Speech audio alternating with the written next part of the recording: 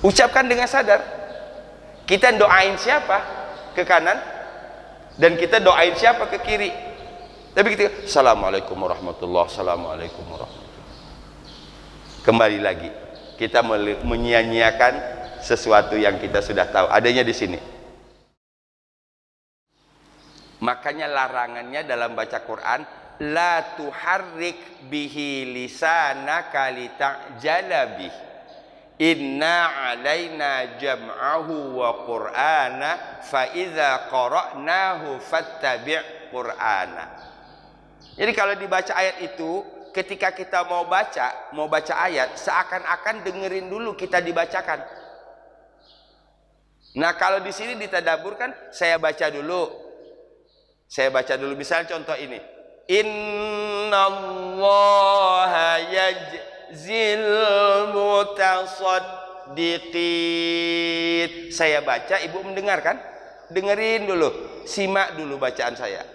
Innallaha yajzil mutasaddiqin. Setelah kita dengarkan bacaan, baru kemudian kita baca.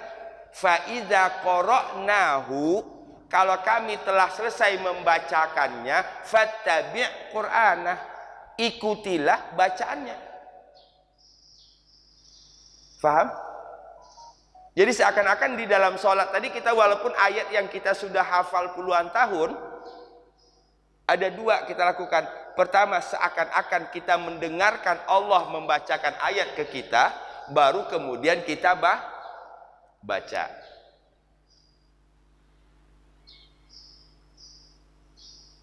Idealnya orang tadabbur sampai ke sini. Tinggi memang ini. Ini levelnya tinggi memang.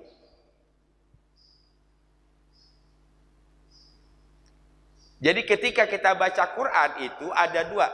Pertama kita menjadi pendengar dulu. Faiza qara'nahu, maka apabila kami telah selesai membacakannya, fattabi', maka ikutilah Qur'ana, bacaannya. Syaratnya tadi, jangan buru-buru ingin menyelesaikan bacaan Al-Quran. La tuharrik bihi lisanaka, jangan gerakkan lidahmu.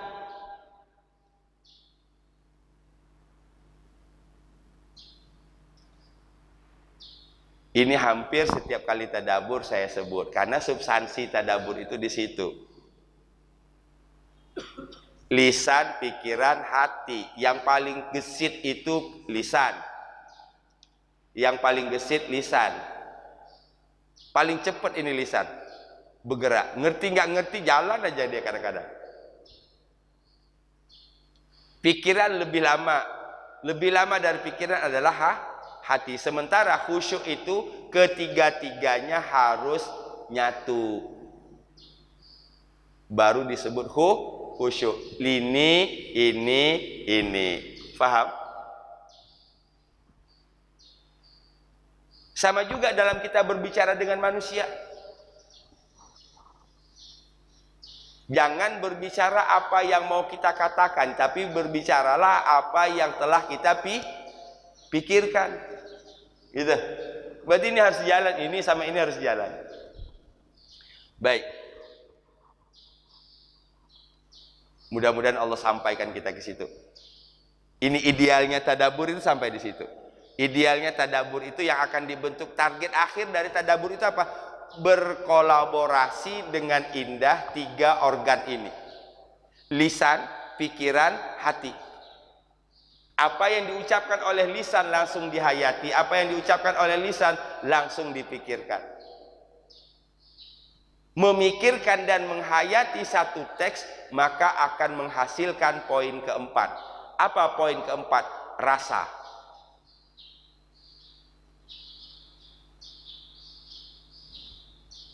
Berarti tadabbur berbicara soal rasa.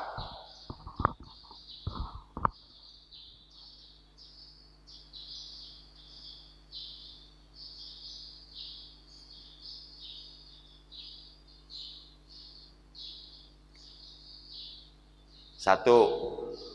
Kalau diteruskan lagi menganalisanya, berarti tadabbur berusaha untuk membuat hati menjadi lembut. Oke?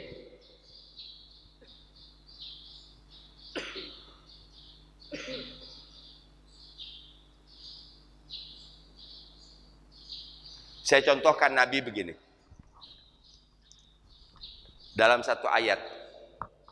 Bagaimana nanti di akhirat sebagian dari umatmu masuk neraka. Sebagian dari manusia masuk neraka. Padahal mereka adalah umatmu. Umatmu di sini maksudnya Nabi Muhammad. Nabi Muhammad. Nabi dengar ayat ini terseduh dan nangis. Saya ulang. Nanti di akhirat ada manusia yang masuk ke dalam neraka atau ada manusia yang mendapat siksa. Padahal mereka ini adalah umatmu kepada Nabi. Nabi nangis luar biasa. Pertanyaannya, apa yang buat Nabi nangis?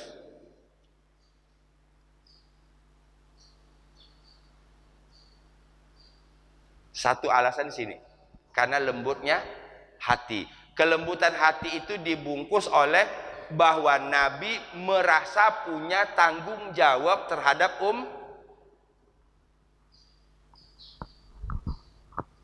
Faham? Dua itu yang mati hari ini. Rasa tanggung jawab kita hilang, satu. Yang kedua, kelembutan hati sudah tidak ada lagi, keras.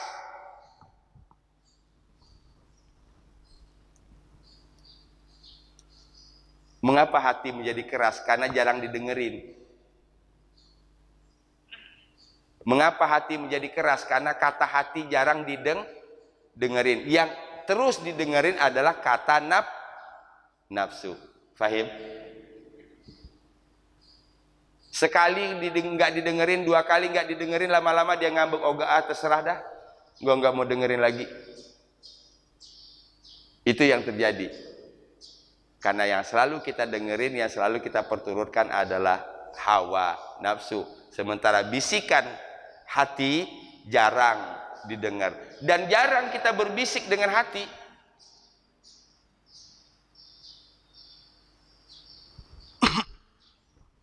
Tadabbur melatih itu semua.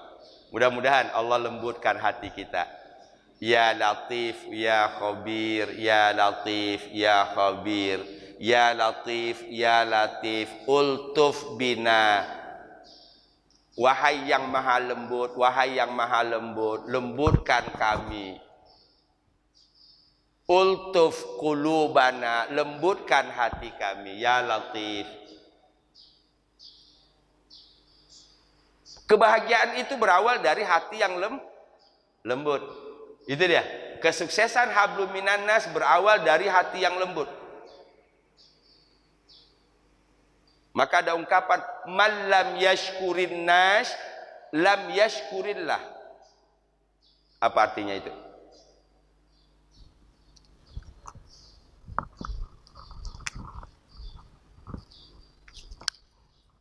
Sampai whiteboard sebesar ini pun sudah nggak ada space lagi.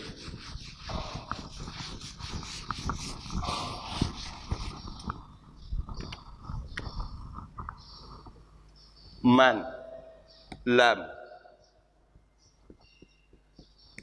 yashkurin nas lam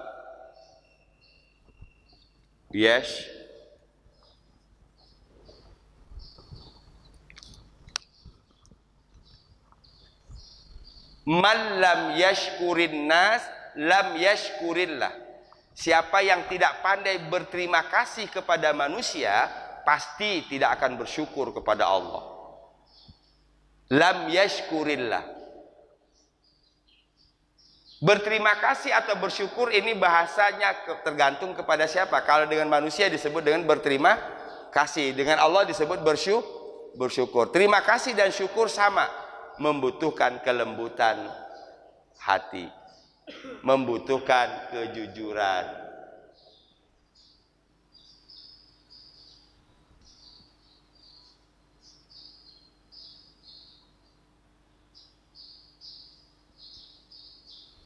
Kita balik ke ayat. Sesungguhnya Allah yajzi, apa yajzi? Membalas, akan memberikan balasan dari kata jaza. Kita sudah sering menggunakan kata itu, jazakallah, jazakillah.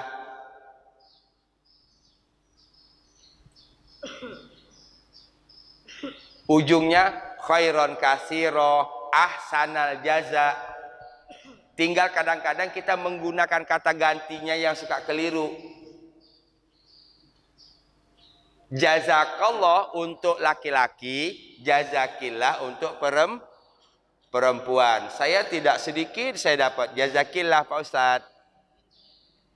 Hai gitu. Jadi tulang lunak dong saya. Jazakillah.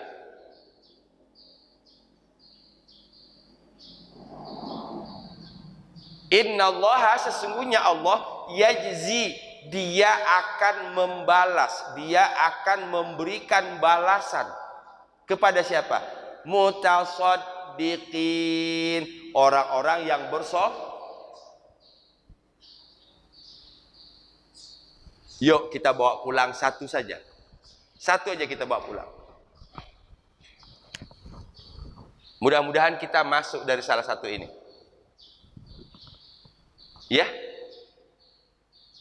sehingga kita yakin bahwa Allah akan membalas.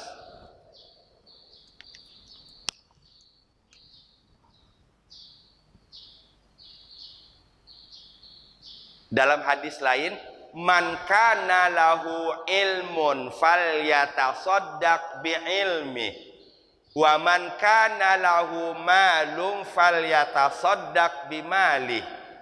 Wa man kana lahu quwwatun falyatasaddaq biquwwatih. Tidak ada alasan kita tidak bersedekah. Ya Pak Ustadz, saya gimana mau bersedekah? Saya sendiri juga orang susah. Coba kita lihat apa kata Rasul. Siapa yang mempunyai harta, bersedekahlah dengan hartanya. Man kana lahu malun falyatasaddaq bimali. Kedua, man kana lahu ilmun. Apa artinya?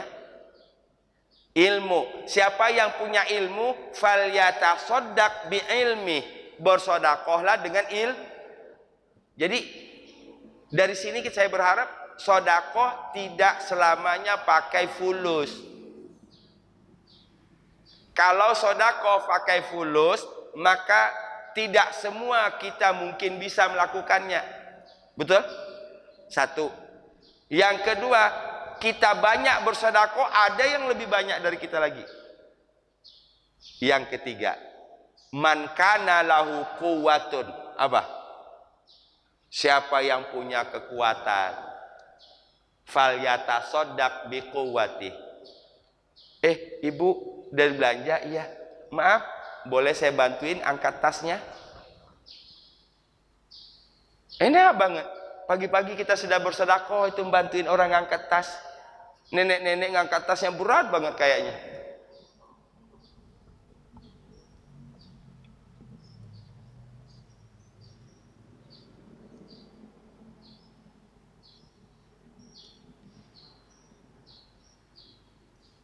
Hari pertama di Mina tahun 2008. Saya bingung.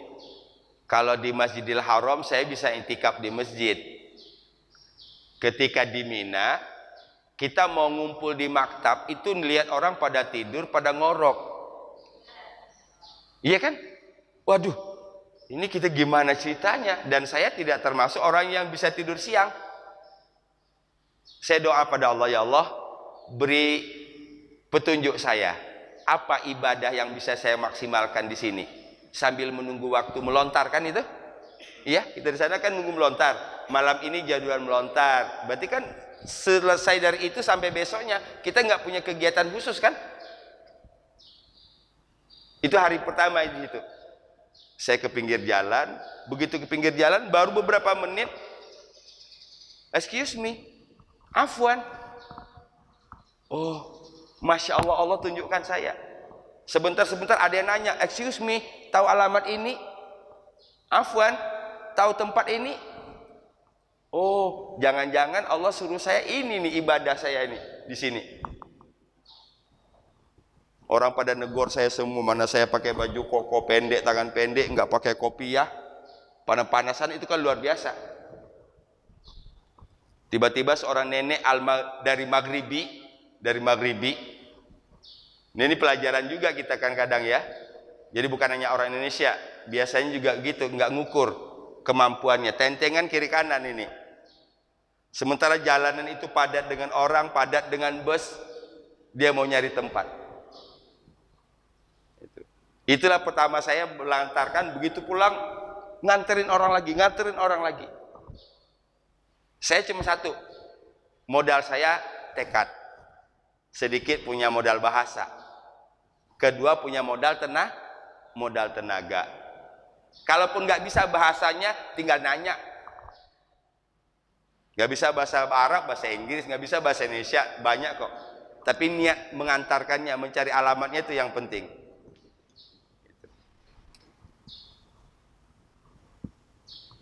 Ada 3 hal yang kita bisa sedekah: harta, ilmu, tenaga. Kalau ketiga-tiganya nggak punya, paham maksudnya? Kelewatan itu. Masa sih ketiga-tiganya nggak punya?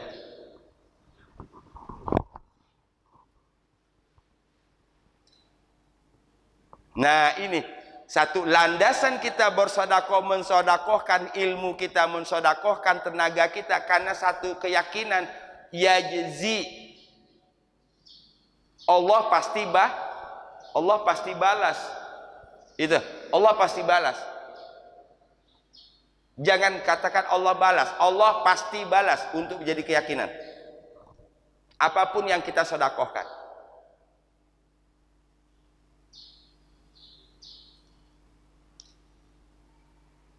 Sehingga dengan kalimat seperti ini, insya Allah terhindar kita dari pamrih, terhindar kita dari riya. Orang yang masih bisa pamrih berarti karena pemberian manusia dianggapnya lebih besar dari pemberian Allah. Itu aja kesimpulannya. Balasan manusia menurut dia lebih berguna, lebih penting dari balasan Allah. Itu sebabnya dia menjadi pamrih dan tidak ikhlas.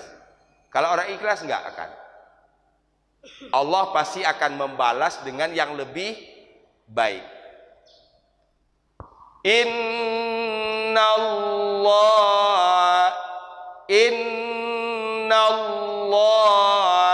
yajzil mutasaddiqin. Ya. Innallaha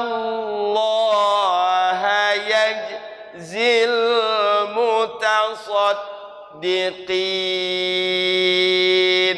1, 2, 3.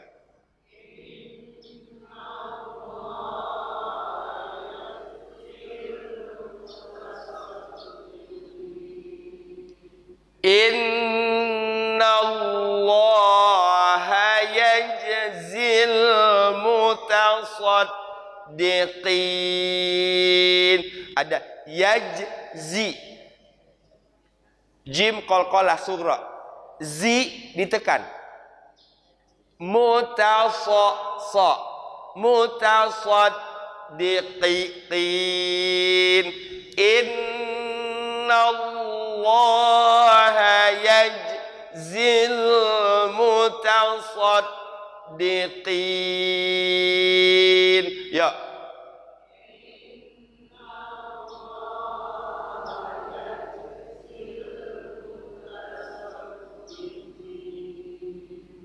Allah pasti membalas orang-orang yang bersedekah. Saya tambahkan kata pasti supaya membuat kita ya yakin. Kalau terjemahannya Allah membalas orang-orang yang bersedekah. Tambahkan kata pasti agar kita menjadi yakin. Dan keyakinan itulah yang diharapkan agar kita berada di posisi mutasaddiqin sesuai dengan kemampuan kita masing-masing. Lanjut, alhamdulillah.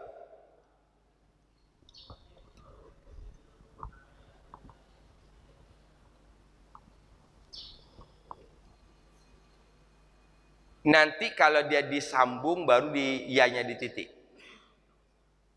Kalau dia disambung barunya dia di titik. Iya. Kan kata sendirinya kan jaza. Ini kan? Ini kalau dia ditulis 3 huruf begini, ianya tidak dititik. Karena kalau dititik harus diberi tanda baca. Faham? Kalau huruf iya-nya dititik, ini, dia tidak boleh punya titik tapi tidak ada tanda baca. Kalau dia beri titik begini, maka berarti jazaya. Contoh, hada, sama enggak? Betul? Ini, iya kan ini? Iya? Atau ada yang menyebutnya ini alif bengkok. Bedanya ya dan alif bengkok, ya. Kalau alif bengkok begini atau ya ini, nanti kalau disambung dia ada titik. Kalau tidak ada titik, ini hanya menjadikan da-nya 2 harokat. Hada. Betul? Misalnya kita membuat kami memberi petunjuk, hadaina.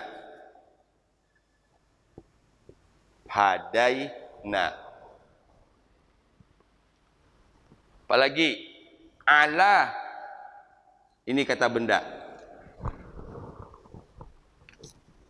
Ala kan? Tapi ketika disambung assalamu alaikum, jadi mati kan ya-nya? Alaikum, karena dia disambung dengan kum. Nggak boleh alakum, nggak akan ada. Salah. Assalamu alaika, assalamu alaina. Jadi kalau kita sampai di sini saja, dia tidak diberi titik. Karena kalau dia diberi titik, dia harus punya harokat. Nawa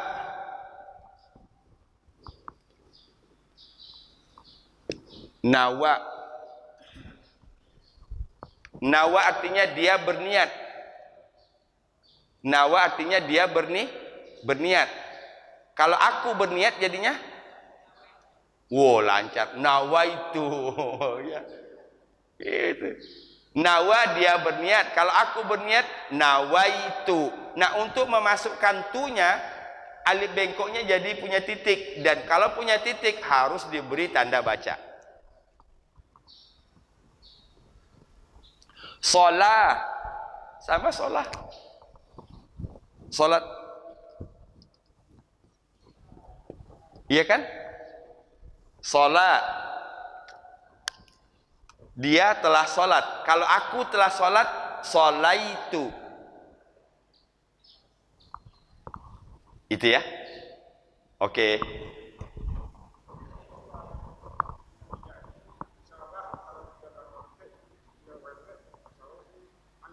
Ya. Kalau dia tidak dititik, maka dia jadi alif.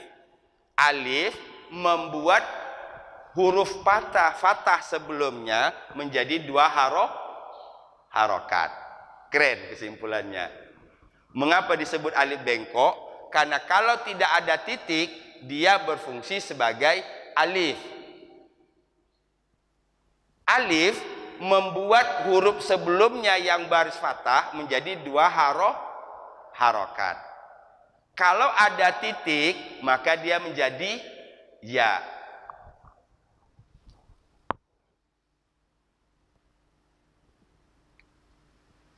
Fahim?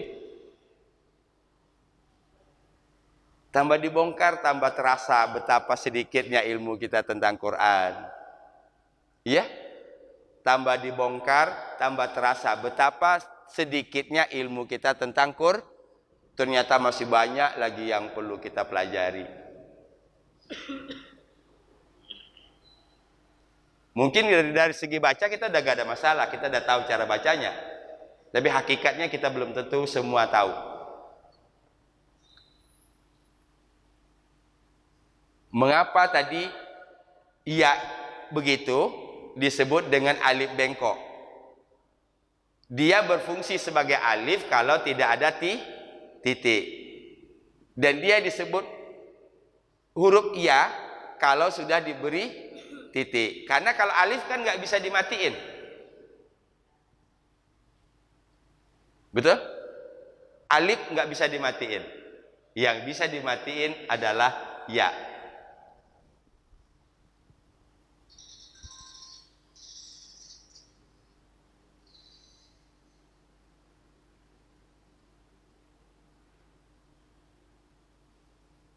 Dalam ini ya, innallaha yajzil muhsinin, Allah memberi balas orang, mutasaddiqin, Allah memberi balas orang-orang yang bersedekah tadi.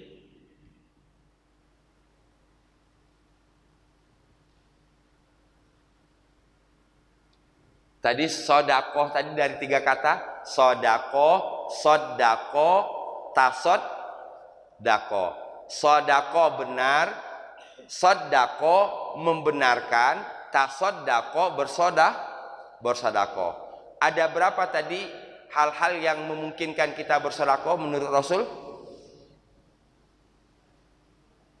Ada 3 potensi, ya, yang kemungkinan kita punya, yang menjadi peluang bagi kita untuk bersedekah.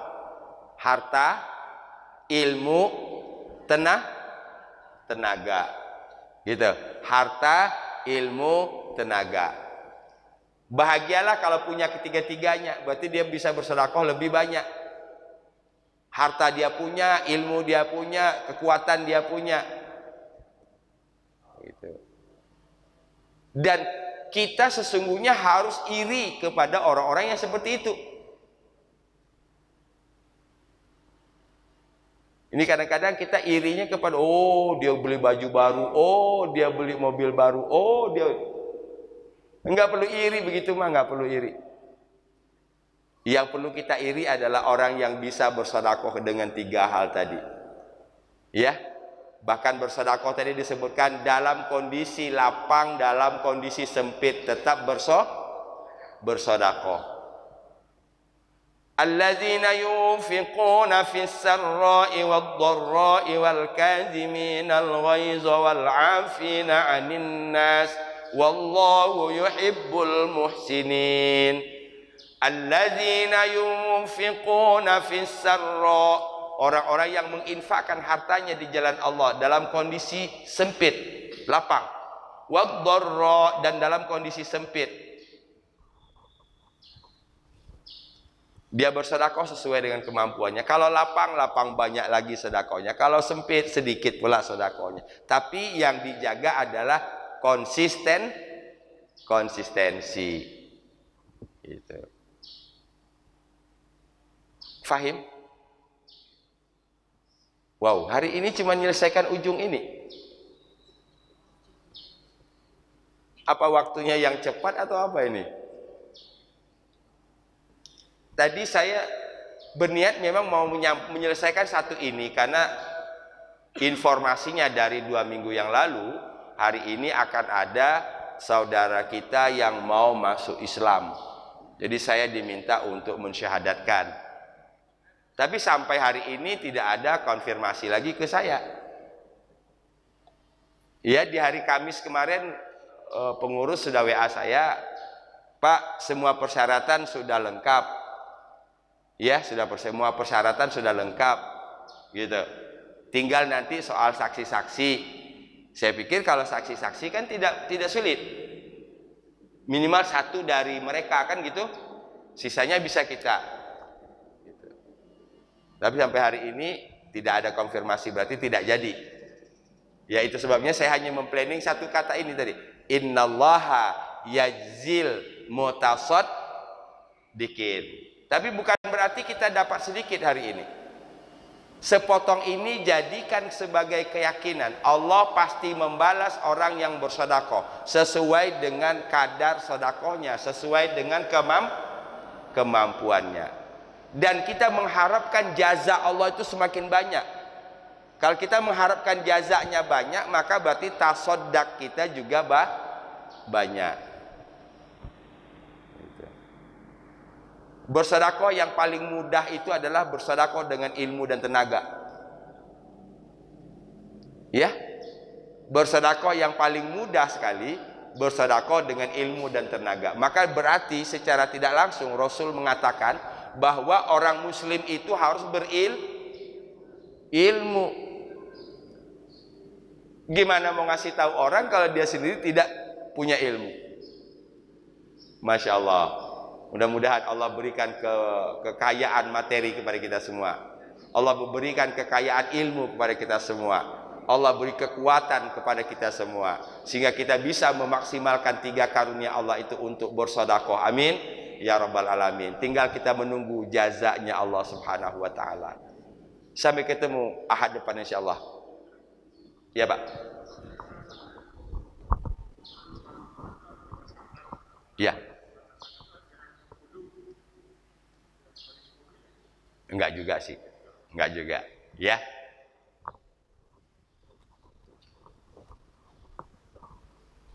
Karena yang rukunnya adalah mengucapkan.